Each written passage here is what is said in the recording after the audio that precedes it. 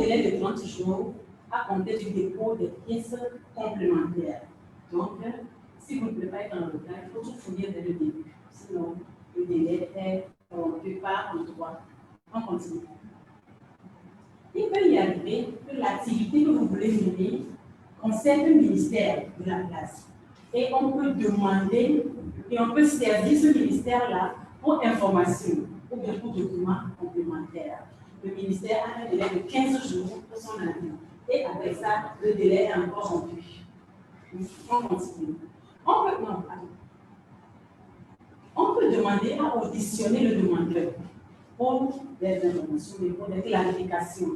Le délai de 30 jours. On recommence. On continue. Alors, l'agrément octroyé. L'agrément est notifié par l'agence et comporte tous les avantages consentis. L'agrément est retiré contre paiement de somme de 200 000 francs à l'agence. Ça fait un 700 000 francs. Ce n'est pas petite affaire. Ok, on continue. Alors, il peut y arriver qu'on rejette votre demande d'agrément. Dans quel cas? Suffisance de création d'emploi. J'ai dit tantôt que l'État demande aux investisseurs de prendre tel nombre de nationaux. Si c'est insuffisant, on ne le donne pas. OK. Cohérence du programme d'investissement avec les priorités nationales. Ça, c'est très important aussi. J'avais dit tantôt que s'il y a des cas où l'intérêt général est en jeu, l'État dit non, il n'est pas éligible. Prévision ou risque sérieux d'impact négatif sur l'environnement, la santé publique ou la sécurité nationale. Dans ce cas, vous refusez la demande. Okay. Insuffisance ou doute sérieux sur le réalisme du plan d'affaires présenté. Un pauvre cultivateur seul du village qui peut lui a 20 milliards pour investir. Celui-là qui dit ça. Insuffisance ou doute sérieux concernant les qualifications ou capacités professionnelles ou financières de l'investisseur. Il y a des enquêtes qu'on fait sur vous ne savez même pas. Insuffisance ou doute sérieux concernant l'honorabilité ou l'intégrité des dirigeants et actionnaires de l'entreprise. Ce n'est pas parce que vous êtes étranger, vous venez ici, vous ne faites pas des enquêtes sur vous depuis votre pays. Ok. Vous savez que dans ces cas-là, on est très puissants toujours. Les interpôts et tout ça, là, on est bien dedans. Alors, en cas de contestation de la décision de rejet d'agrément, le demandeur peut valablement exercer les droits de recours prévus par la loi. Okay. Il n'est pas d'accord, il peut saisir les documents. D'accord. Si vous voulez, avec votre état, ça vous de choisir. Alors, bon, j'ai dit qu'il y a quelques exceptions, mais quelques cas particuliers. Il y a les holdings, les sièges sociaux, les centres opérationnels. Le holding, il est dit ici, c'est toute entreprise détenant des actions ou des titres dans plusieurs entreprises nationales et ou internationales et pouvant appartenir à différents secteurs dans le but d'obtenir une direction. J'ai mis quelques exemples. Par exemple, Cora Group, c'est un holding. D'accord. Nous savons le siège régional, qui est entité de regroupement au niveau régional d'entreprise présente dans différents pays et permettant d'obtenir une unité de direction. Je donne par exemple le siège régional de la BRL, c'est à Abidjan. Juste pour montrer un exemple. Ensuite, le centre opérationnel, centre de gestion centralisé des opérations, des holdings ou d'une entreprise internationale. Donc, c'est tout ça là qui donne l'exemple. Le siège de la BRBM, Ecobank, Itier, Oracle. C'est des holdings et sièges régionaux. OK, continue. Voilà. Maintenant, pour tout ce qu'on vient de voir là, siège régional, holding, quels sont les critères d'éligibilité au code? OK.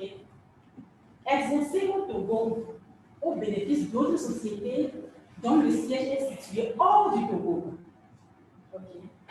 Au moins un des services visés ci-après. Administration générale. C'est-à-dire leur administration générale est située hors du Togo. Mais, voilà, Ils exercent au Togo avec ces structures-là, leur administration générale. La planification, la grande société le met en dehors du pays, mais on peut voir cette administration-là sur le territoire. OK?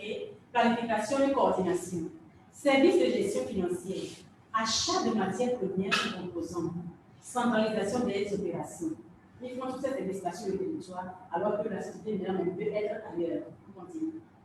Effectuer des transactions financières internationales de moins de 2,5 milliards de francs par an à travers une banque commerciale agréée au Togo, avant qu'il ne soit éligible aux hausses du Togo. Voilà le chiffre de transactions. Ou des dépenses de moins de 500 millions de francs par an au Togo. C'est pourquoi on a mis l'argent là-bas.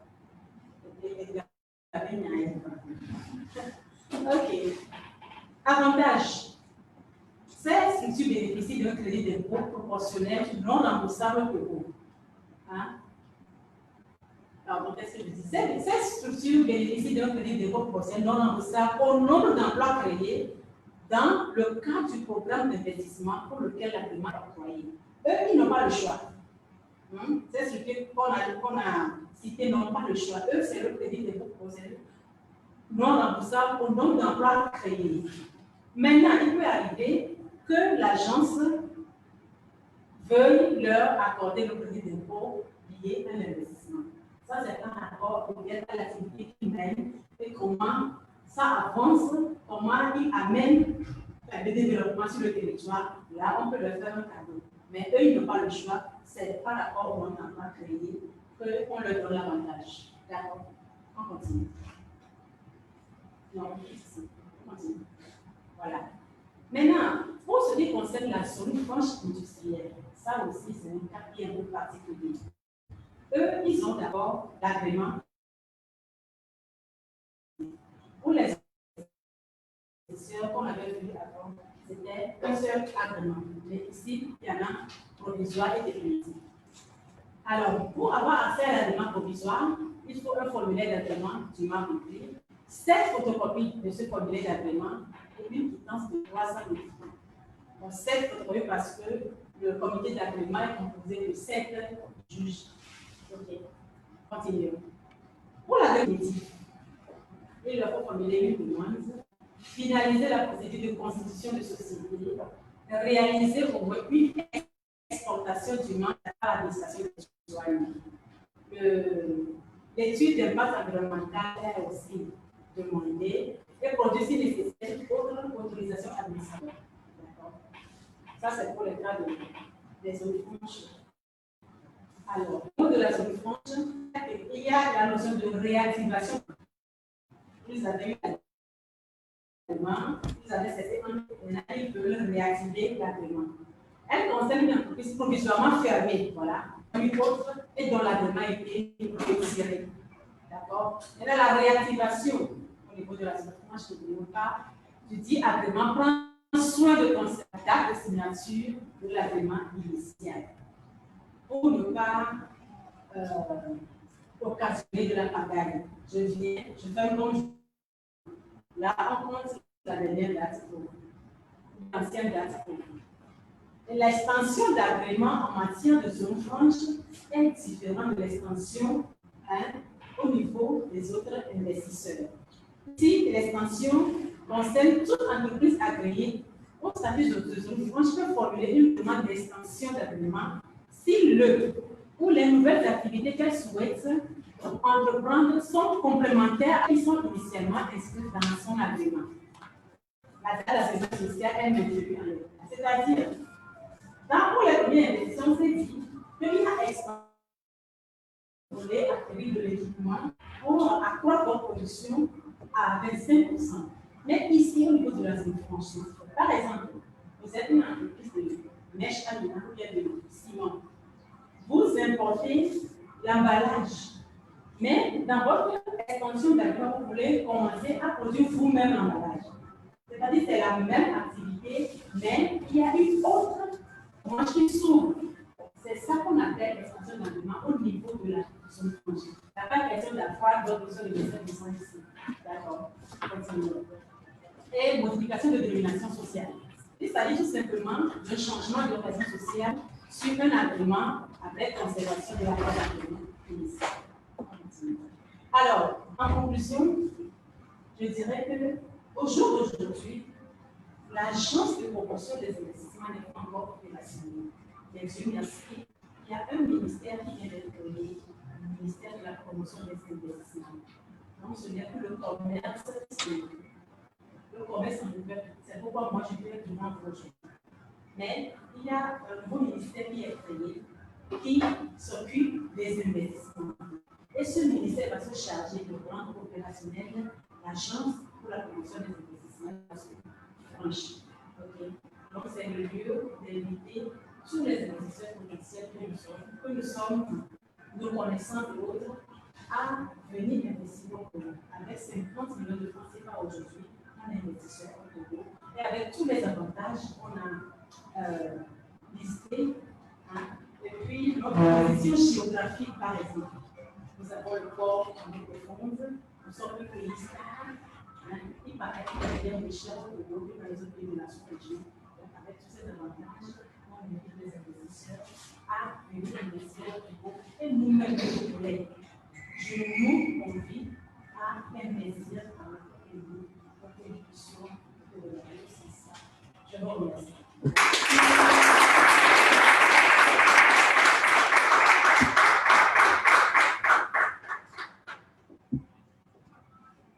De l'informel à l'investissement, nous avons en espace de quelques minutes grandi. Avant, nous étions des entrepreneurs, des primo-entrepreneurs, puisque nos activités étaient, je ne dirais pas limitées, mais débutant par le secteur informel. Et après le panel, après la communication de Mme Améiran, je peux affirmer que nous tous ici présents, nous avons le même bagage intellectuel pour prétendre au statut, au rang d'investisseurs, à condition, bien sûr, d'avoir les 50 millions de francs CFA. Alors, nous allons continuer. Étant donné que nous sommes investisseurs, nous avons besoin d'une certaine culture, d'une éducation financière, afin de pouvoir orienter notre capital vers des activités fructueuses. Comment est-ce que ces investissements doivent être procédés? Nous connaissons la mesure légale qui a été présentée par Adam. Nous allons maintenant apprendre comment est-ce que l'investisseur doit se comporter afin de pouvoir ouvrir cette porte de prospérité. Pour cette communication, nous allons nous tourner vers M. Israël Lidl, comptable de formation et aussi entrepreneur, qui va nous entretenir pendant une trentaine de minutes. Mesdames et messieurs, sous vos passe.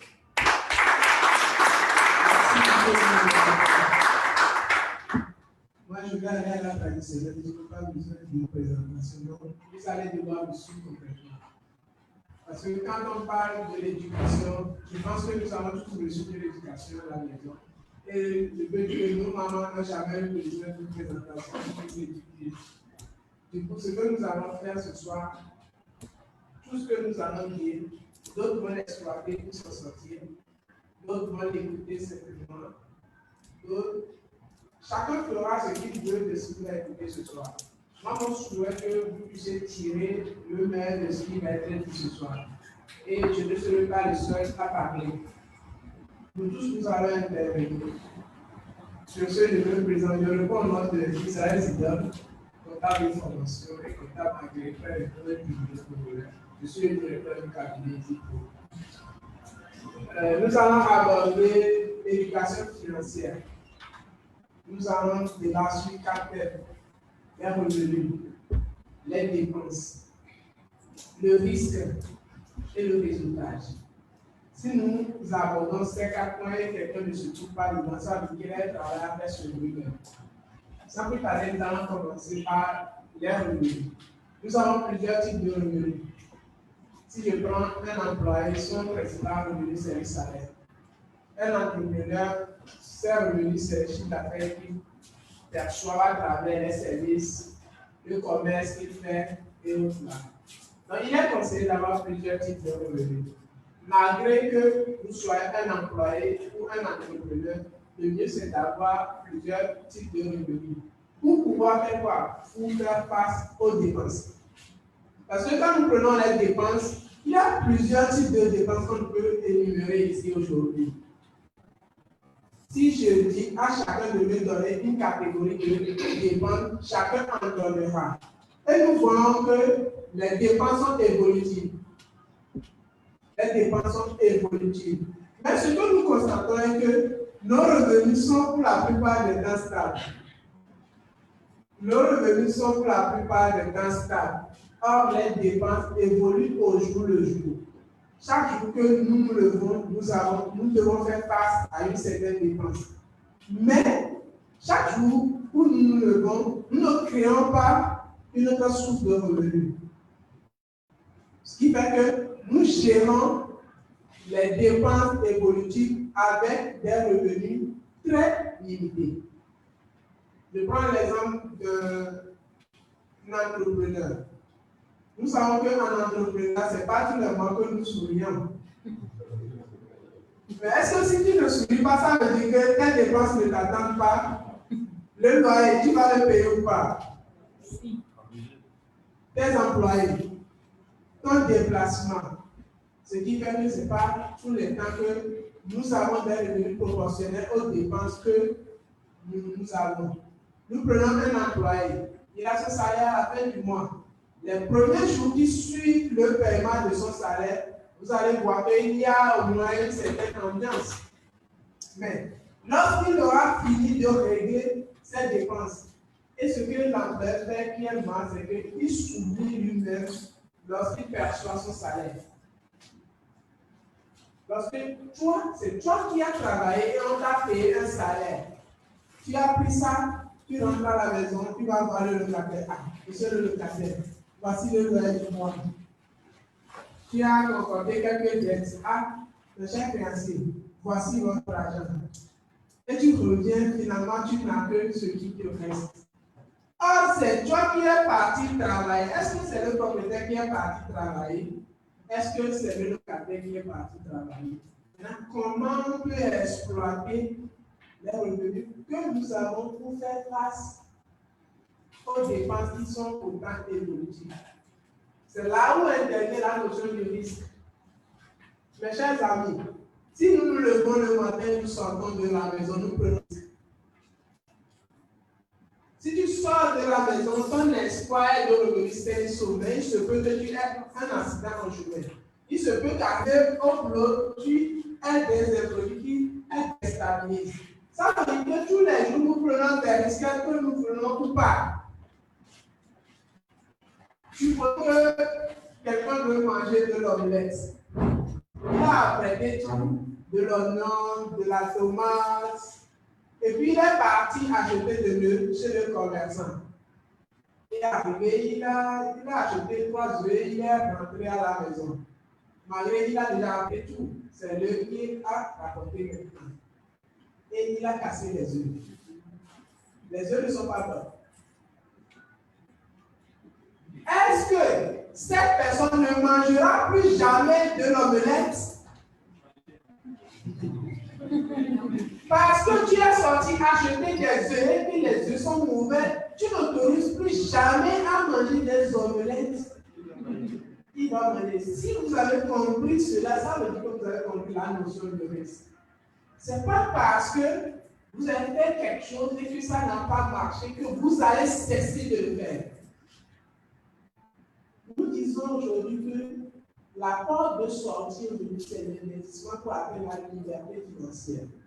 Et quand nous parlons de l'investissement, je pense que c'est forcément aller investir de l'argent chez quelqu'un, aller mettre son argent dans une microfinance, dans les sociétés de trading, dans les livres et autres là. Or, l'investissement, nous avons l'investissement qui commence par nous-mêmes d'abord. Si tu veux atteindre la liberté financière, tu dois commencer par toi-même, ton caractère devant tes finances et tes dépenses.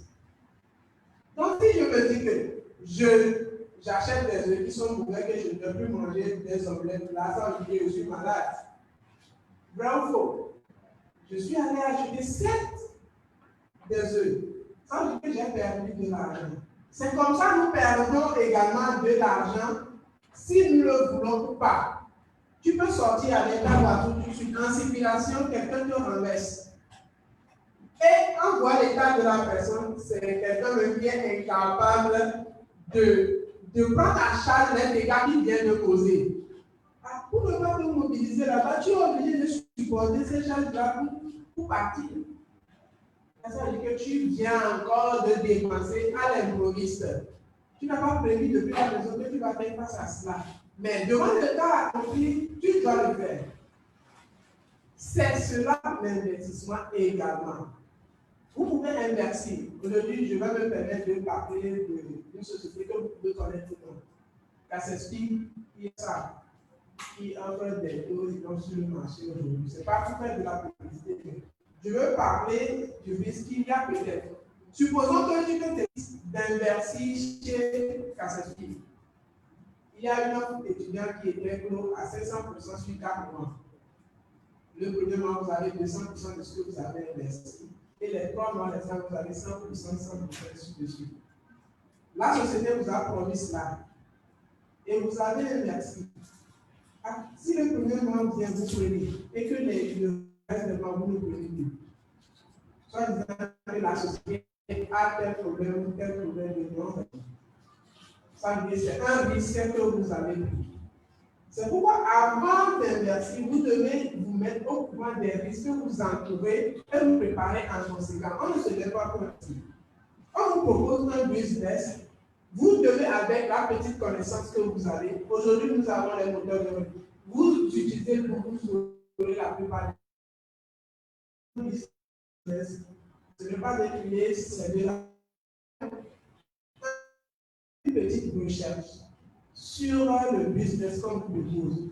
D'autres ont investi, ils se sont enrichis, d'autres ont investi, ils ont perdu. C'est ainsi va la vie. En matière d'investissement, vous devez avoir au minimum certaines informations avant d'investir dans un business ou dans une opportunité. Quelles sont ces informations primordiales? Si on vous propose de l'investissement, je pense que si on vous invite à venir manger tout de suite et on dresse le plat, et ça sent bon, tellement bon, et puis celui qui vous a invité, le voilà qui sort avec de la boue, et il est bizarre, avec des saletés un peu partout, et puis il vient s'asseoir devant la table sur laquelle vous êtes. Vous allez perdre l'appétit. Donc, pour investir, la personne qui vous propose l'investissement, vous devez avoir une idée de qui il est. Si c'est via une société, vous devez faire vos recherches, pas ce que la personne vous dit. La personne, lui, peut-être, lui, il est venu pour peut-être gagner des commissions sur vous. Donc, si vous présente le business, vous devez être en mesure de faire vos propres recherches. Parce que quand moi, je suis venu pour demander la banane, je ne te dirai jamais que ma banane, là, quand je vois, je n'ai pas bon dedans. Je ne le veux plus, moi, je passe. Si ce n'est pas bon, c'est ton affaire. Donc, il faut que nous soyons honnêtes aussi, nous qui avons des opportunités que nous présentons à nos amis. Il faut que nous montrons réellement le risque qu'il y a dedans. Et c'est à la personne de décider. Ce n'est pas parce que tu gagnes dans une opportunité que tu parles à ton ami que lui aussi viendra gagner dedans. Non. Laissez le libre choix à la personne de décider. Vous allez finir votre présentation. Et je vous conseille, lorsque vous faites une présentation, allez faire vos propres recherches. C'est très important. Aujourd'hui, nous sommes attirés par les gains. Si je peux me le permettre. Si on nous présente un business avec un taux élevé de rentabilité, tout de suite, on se lance dedans en oubliant que si le taux est élevé, c'est le risque qui est également élevé. Or, si on présente un business, on vous dit que vous avez un retour sur l'investissement de 15% le mois tout de suite, c'est pas chuteux. Mais on te dit tout de suite qu'il y a 100% le mois, 200% le mois, ça t'excite. Et on oublie les risques. Prenons toujours en compte le risque qu'il y a dedans. En matière de résultats, la vie n'est que résultat. Si je suis ici, ce sont en train de parler, c'est le résultat. Tout ce que nous faisons, c'est le résultat. Donc, même si quelqu'un vous propose un marketing de réseau, ce n'est pas la peine de dire que, non.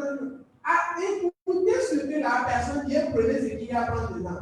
Ce n'est pas tout ce que je dis ce soir qui va vous permettre de faire quelque chose. Mais peut-être une phrase qui aura capté, on a dit cela aujourd'hui.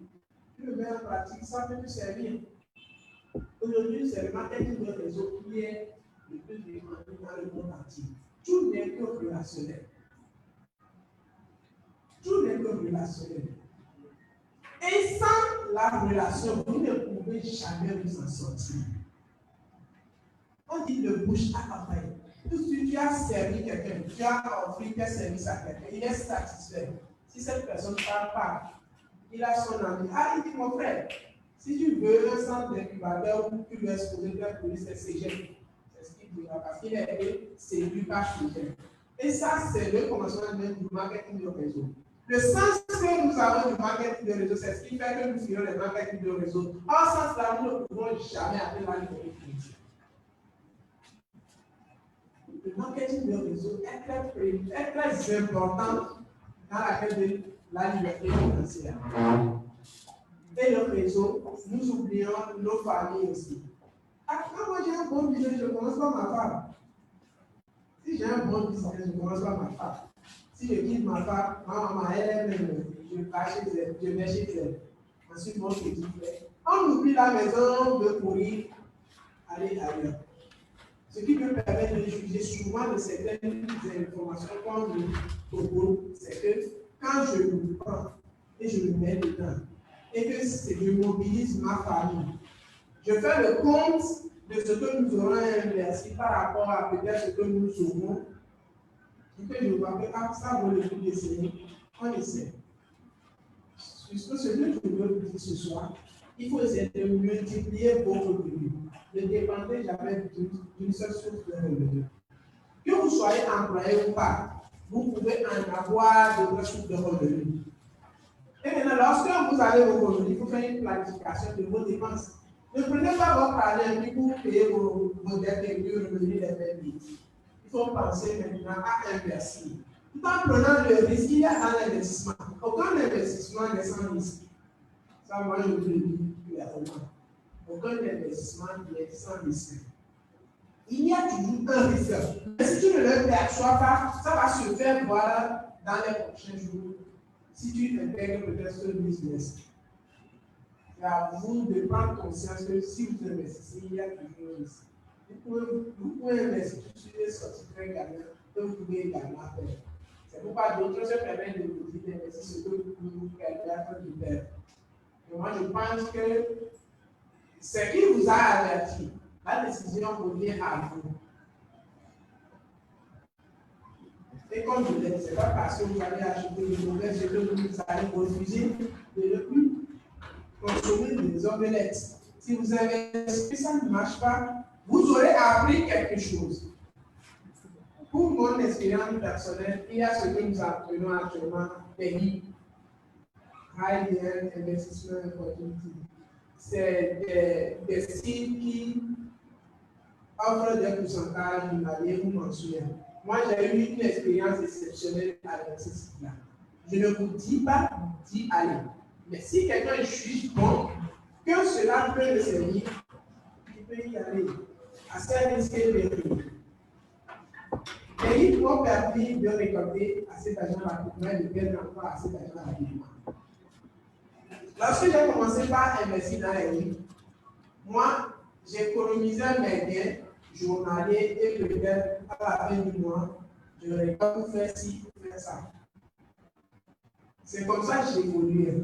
Mais au fil du temps, je vois que le moment que j'essaie de cumuler mes gains, ce business disparaît. Le moment que je veux cumuler un peu pour avoir un peu d'argent, ce business disparaît. C'est par là que j'ai compris finalement que peut-être pour investir, le mieux c'est de récupérer tes biens petit à petit et de la magasiner quelque part. Ce qui m'a permis de me faire de l'argent en un temps de corps. Ça c'est l'investissement. Nous avons la meilleure la bourse. Approchez-vous de la bourse. Allez à SDI. Ils ont des plans d'investissement. Ils vous le présentent, vous en jugez si c'est bon, vous investissez. La société Cassis que j'ai appelé, ils sont à Léonerie. C'est des opportunités. Tu peux te faire de l'argent tout de suite. Moi, j'ai connu une personne qui a investi 23 millions à Cassis et il a déjà pris 46 millions. c'est réel. Moi-même, j'ai investi 1 million, j'ai déjà pris 2 millions. C'est réel. Ils ont un contrat particulier où tu as 100% jusqu'à 10 ans, il reste 50% sur 10 mois. C'est réel. Mais tout en sachant que si un jour, il ne vous paie plus, moi je suis conscient, si un jour il ne me paie plus, tant mieux. Ça veut dire que je sais le risque que j'ai couru. Parce qu'on dit c'est le crédit. Il se peut que, aujourd'hui le marché me donne rien, que la société disparaît. Nous n'avons pas dit qu'on les voit, les autres deviennent que si la société disparaît, vous allez encore les voir. Ce n'est pas parce que c'est chez nous que si ça disparaît, nous allons encore les voir. De cette même manière, les entreprises extérieures qui nous offrent aussi ces choses-là, c'est toujours comme ça. Il y a JB Global à Didonomie qui vous offre 200% de moins, donc 42 jours plutôt. Il y a Global Trade. Ils sont aujourd'hui nombreux. Approchez-vous et collectez les informations. Vous pouvez faire un bon plan d'investissement en investissant chez ces structures-là et s'en sortir. Et le dernier conseil, c'est que ne mettez pas tous les œufs dans une seule calebasse. Moi, je suis à Global, car je suis DRB. Moi, j'ai investi. Peu importe l'opportunité que tu me présentes. Moi, j'ai investi. Parce que j'ai reconnu que c'est par ça seulement que je peux après la liberté financière. J'ai un cabinet qui va fêter 5 ans l'année prochaine. Mais je vous dis que ce que les investissements me rapportent en 5 ans d'activité, il n'y a pas match. Donc, avec vos revenus, il faut essayer d'investir. C'est la meilleure solution. Certes, il y a du risque, mais c'est un bon plan de sortie. C'est un bon plan de sortie. Donc, sur ce, je pense que je ne vais pas il y aura des questions. Donc, je pense que j'en ai terminé. Merci beaucoup.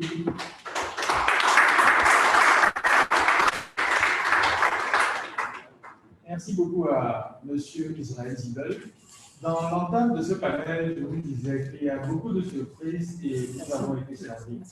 Nous avons appris avec Mme Amignan qu'il nous fallait 50 millions pour être éligible au coût d'investissement au Togo.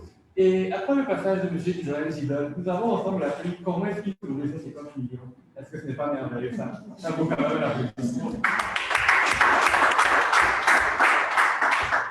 Alors, mesdames et messieurs, nous allons ces deux questions. Je sais que vous avez beaucoup d'inquiétudes, mais nous sommes malheureusement poursuivis par le temps. Nous allons prendre seulement 2 questions, s'il vous plaît, et nous allons rapidement demander aux personnes qui ont envie d'approfondir un certain sujet et de lever la main afin qu'on puisse rapidement leur donner le micro et que nos intervenants puissent nous satisfaire.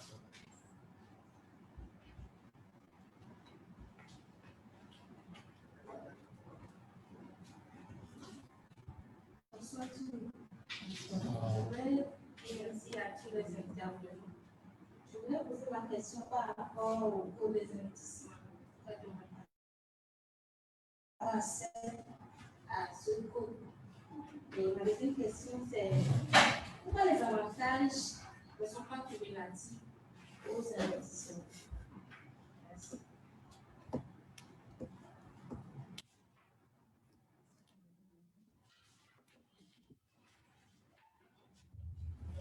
Merci beaucoup, madame, pour la question.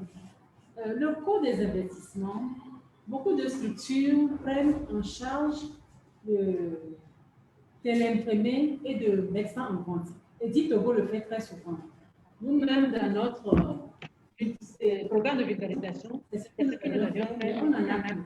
Vous pouvez aller sur le site du ministère du Commerce. Prenez www.commerce.gouv.tg. www.commerce.gouv.tg. Sur ce site, il y a le code des investissements. D'accord? Bon, les avantages sont cumulatifs. Il y a 4 sortes d'avantages. C'est seulement au niveau des avantages fiscaux qu'il y a le choix. Sinon, tous les autres avantages sont accordés aux investisseurs. D'accord? C'est un seul avantage qui comporte 2 crédits d'impôt qui sont au choix de l'investisseur. C'est bon. Merci. Monsieur, vous voulez poser une question? Merci pour la présentation. Je me présente, moi, c'est le ma question est ça. Vous avez parlé d'une agence d'exportation qui est mise à disposition ceux qui veulent poser dans l'exportation des produits. Vous pouvez me donner par exemple la situation de. Et cette agence qui est en création, agence pour la promotion des exportations, APEX, c'est en création, ce n'est pas encore opérationnel.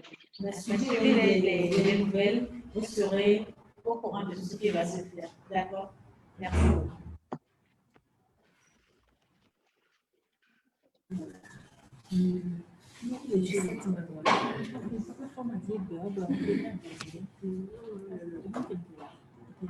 Madame, un minimum pour ces explications qui sont assez pertinentes. Nous avons ensemble appris comment est-ce qu'il faut nous devons évoluer dans la planification de nos différents investissements. On en retient dans un premier temps courir un risque calculé.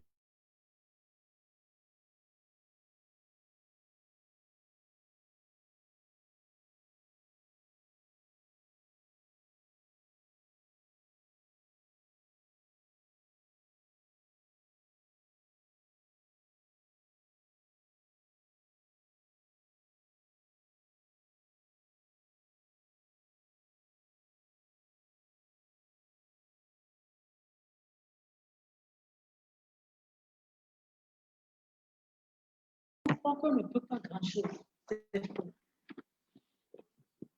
Et on se dit souvent, égal et du Yamelouche. Mais on ne sait pas. Ok, mon frère Israël vient de vous parler de où trouver l'argent. Et comme nous sommes en intelligence financière, je dirais que pour pouvoir investir, il faut planifier. D'accord? Les dépenses. Surtout l'épargne. Malheureusement, on nous a appris, quand vous avez votre salaire, allez déposer un peu à la banque et quand vous aurez des besoins, vous allez prendre. Ce n'est pas la bonne méthode. Les épargnes, on ne les touche pas. Parce qu'avant de commencer à épargner, on a fait une planification. J'épargne tel nombre de sommes pendant tel nombre de mois ou d'années et je ramasse pour faire ci. Les 50 millions, c'est rien du tout.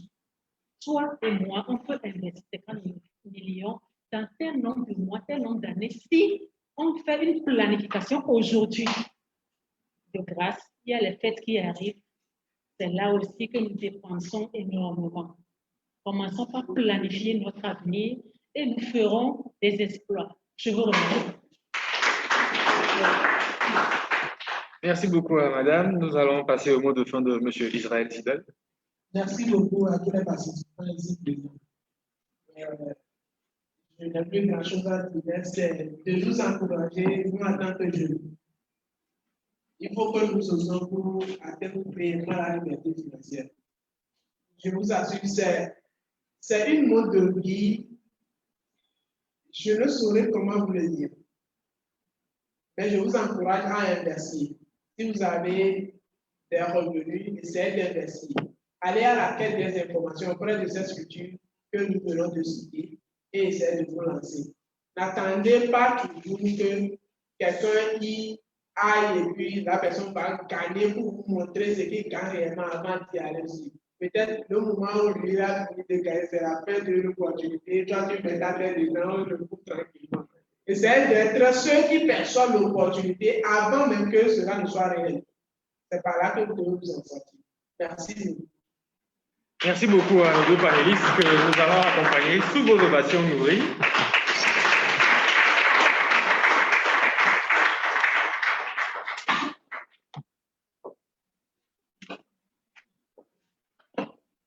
Alors, mesdames et messieurs, nous avons ensemble beaucoup appris. Nous avons grandi et quand nous grandissons, nous devons aussi savoir faire des pauses. C'est le moment d'une petite relaxation. une courte pause que nous vous donnons afin de pouvoir souffler, respirer un peu pour dégourdir les jambes. Rapidement, l'organisation va nous proposer un petit rafraîchissement afin de pouvoir nous remettre en forme et de revenir. D'ores et déjà, j'annonce que notre cycle a été bien planifié. Nous étions dans l'informel, nous sommes devenus formels. Nous n'avions rien dans la poche et actuellement, nous avons tous ces 4 millions. Ensuite, nous allons évoluer dans l'exécution de nos travaux et la conduite de notre entreprise. Pour pouvoir amener une entreprise au succès, il faut pour cela bien manager son capital humain. Ce sera la suite, le panel qui va nous accompagner, qui sera animé par M. Apitolé. Mais bien avant, nous allons prendre congé et donner l'opportunité à tout le monde de pouvoir respirer pour 5 petites minutes. Je vous remercie.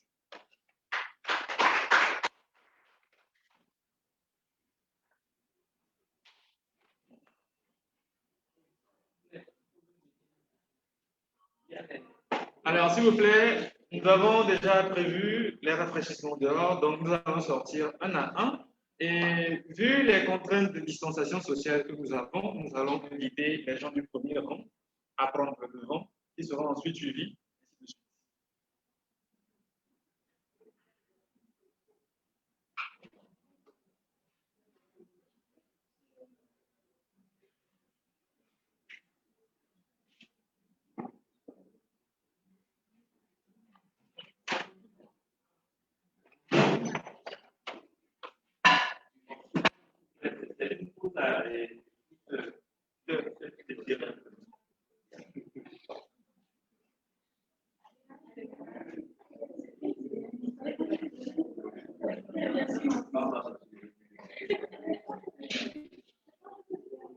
C'est bon, vous pouvez suivre?